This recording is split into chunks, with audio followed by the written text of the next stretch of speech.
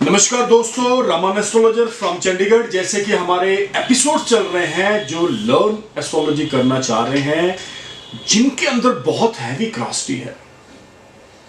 बहुत सारी कॉल्स थी कि रमन जी आप एस्ट्रोलॉजी की क्लासेस दीजिए, तो उस क्लासेस को हमने कंप्यूटर, डिजिटली और जो इलेक्ट्रॉनिक माध्यम है हमारा, इंटरनेट पे दुनिया में उस चीज को लेके आए हैं ताकि आप समझ सकें, उस चीज को जान सकें, आप अपना होरोस्कोप उठाकर यह समझ सकें कि वाकई में आपकी कुंडली के अंदर वो योग है जब बिल्कुल नहीं है। तो आज का हमारा टॉपिक है पढ़ाई लिखाई, एजुकेशन और हायर एजुकेशन। एजुकेशन का नाम सुनते कुछ लोगों के पैर कांपने शुरू हो जाते हैं। कुछ बच्चे ऐसे हैं जो डरना शुरू हो जाते हैं। उनको यह लगता है कि इस टॉपिक पे हमारे मदर फादर, ब्रदर सिस्टर ऐसी कोई बात ना करें, जो है एज इट इज चलता रहे। तो ऐसा पॉसिबल नहीं है दोस्तों। आज हम बात करेंगे हायर एजुकेशन और एजुकेशन के जो ग्रह हैं, मालिक हैं, वो है देवगुरु बृहस्पति, ज्ञान के भंडार। ये वो प्लेनेट है जो गुरु, जिन्हें क्या बोला जाता है गुरु। तो गुरु क्या है? गुरु है आपका टीचर, गुरु है आपका शिक्षक, गुरु आपको बहुत सारी चीजें सिखाता है। तो बात हो रही है प्लेनेट की। आप अपना जन्म कुंडली उठाकर देखिए, उसमें से ये 5 नंबर जो बॉक्स है, जिसे 5th हाउस बोला जाता है, ये पढ़ाई लिखाई के साथ, एजुकेशन के साथ जुड़ा हुआ है। क्या आप एक एवरेज पढ़ेंगे या एक हायर एजुकेशन की तरफ जाएंगे? तो देवगुरु बृहस्पति ही निर्धारित करते हैं कि आपकी पढ़ाई लिखाई कैसी होगी। टॉपर है या बिल्कुल भी नहीं है। तो दोस्तों, बात हो रही है बृहस्पति की। सबसे पहले आप समझ लीजिए कि डिग्रीकली प्लेनेट का स्ट्रांग होना बहुत जरूरी है।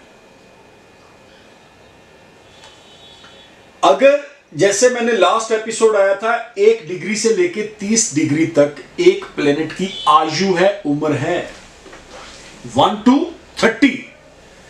अगर 1 से 10 के बीच में है तो वह बाल अवस्था में, यानी कि बच्चा है। 10 से 20 के बीच है तो युवा अवस्था है, यानी कि उसके अंदर स्ट्रेंथ बहुत है, वो एक यूथ है, एक अपने आप में एनर्जी से भरा हुआ है।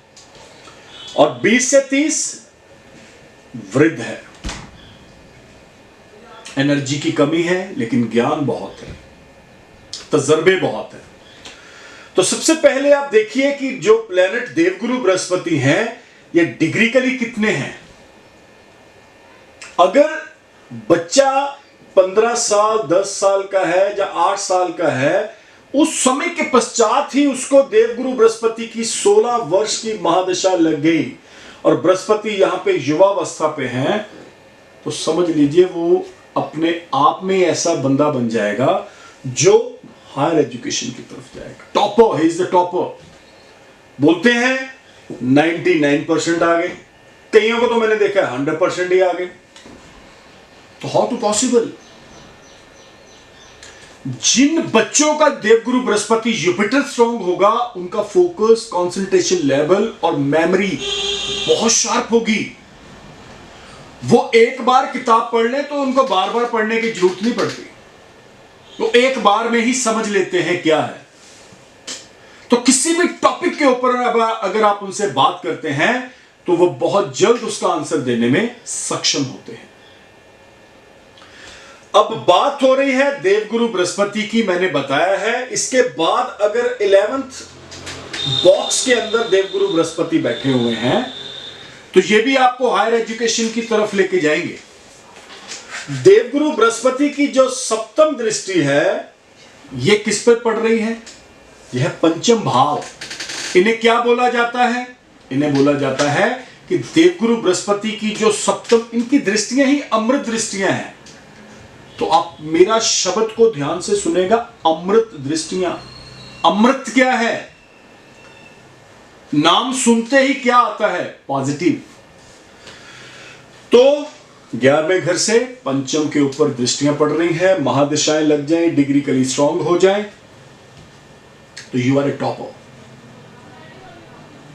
तो दोस्तों, ये आज का हमारा जो विषय था, ये एजुकेशन के ऊपर था। हाँ, एक चीज इसके साथ मैं और बता दूं, अगर गुरु के साथ राहु बैठ जाए, गुरु के साथ अगर शुक्र बैठ जाए, तो 10-11 ही बंदा पढ़ पाता है। मैट्रिक के बाद खत्म, जय श्री राम। +1 +2 कई बार नहीं भी हो पाती। कुछ बच्चे तो मैंने ऐसे देखे हैं जिनका इसके बाद भी बोलते हैं कि 8th के बाद भी उनका ध्यान ही नहीं है, उनका मन ही नहीं है। तो दोस्तों, इन सब के उपाय मैं दूंगा। अगर बच्चा पढ़ना चाहता है, अगर उसका मन नहीं लग रहा है, फोकस नहीं बन रहा है, कंसंट्रेशन लेवल नहीं बन रहा है, तो मैं अगले एपिसोड में इसके उपाय दूंगा आपको। लेकिन तब तक के लिए आपको वेट करना पड़ेगा। तो अगर आप अपनी जन्म कुंडली चंडीगढ़ ऑफिस आकर मेरे को दिखाना चाहते हैं, या आप कहीं दूर बैठे हैं, आना बहुत मुश्किल है, टेलीफोनिकली अपॉइंटमेंट लेकर टेलीफोन पर भी आप अपनी कुंडली का विश्लेषण मेरे से करवा सकते हैं। नीचे स्क्रीन पर हमारे नंबर डिस्प्ले हो रहे हैं, आप कॉल करें, टाइम ले और अपनी कुंडली के बारे में पूरी जानकारी लें। अगर आपको यह एपिसोड पसंद आया है तो इस चैनल को सब्सक्राइब करें, लाइक करें, शेयर करें, कमेंट्स करें, ताकि हमारा हौसला बढ़े। तो मिलते हैं बहुत जल्द, तब तक के लिए नमस्कार, धन्यवाद, हैव ए नाइस डे।